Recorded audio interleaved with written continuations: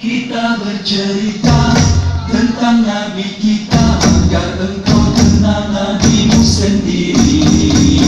Sallallahu ala Muhammad, sallallahu alaihi wasallam, sallallahu ala Muhammad, sallallahu alaihi wasallam, sallallahu ala Muhammad, sallallahu alaihi wasallam, sallallahu ala Muhammad, sallallahu alaihi wasallam. Ayahnya Sayyidatullah, ibunya Siti Aminah, bangsa Quraisy dari Bani Hashim, nasabnya hingga ke Nabi Ibrahim. Sallallahu ala Muhammad, sallallahu alaihi wasallam, sallallahu ala Muhammad, sallallahu alaihi wasallam.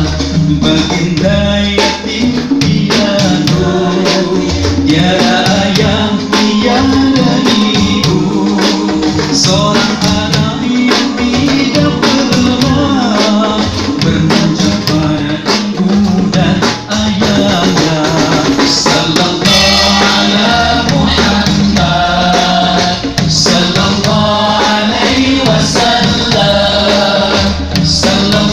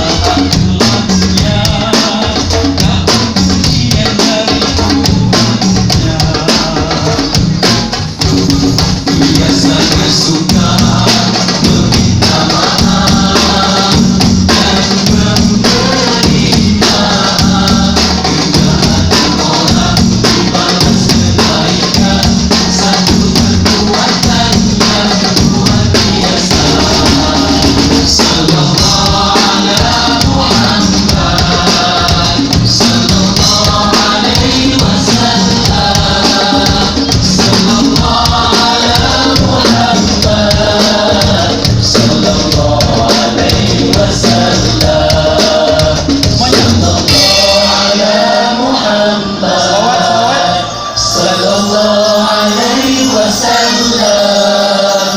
Sallallahu ala Muhammad. Sallallahu alaihi wasallam. Sallallahu ala Muhammad. Sallallahu alaihi wasallam. Alhamdulillah, saudaraku ya, ingatan kita kepada Rasulullah SAW. Mudah-mudahan dengan kita banyak berselawat, kita mendapatkan syafaat di akhirat kelak. Dan bukti seorang hamba itu dia cinta kepada Allah, dia bersyukur kepada Allah, dan dia bukti cinta dia kepada Rasulullah dengan banyak-banyak berselawat. Bahkan para hukam mengatakan, para ulama, apabila kita berselawat kepada Rasulullah, maka malaikat akan menyampaikan kepada Rasulullah, wahai Rasulullah, si fulan bin fulan dia berselawat kepadamu. Tetapi bila kita berselawat di malam Jumat, maka suara kita akan dengarkan langsung Rasulullah SAW. Nampaknya kita sudah masuk zuhur ya, kita break dulu. Ya, baik. Karena waktu zuhur telah sampai di siang hari yang berbahagia ini, untuk sementara kita akan menunaikan solat zuhur, dan insya-Allah setelah solat zuhur nanti kita akan sambung kembali dengan nasyid-nasyid di sini. Ada kumpulan Katunada, dan kebetulan kami sebenarnya nama kumpulan Kausar dari Aceh, dan di Aceh memang selalu buat persembahan nasyid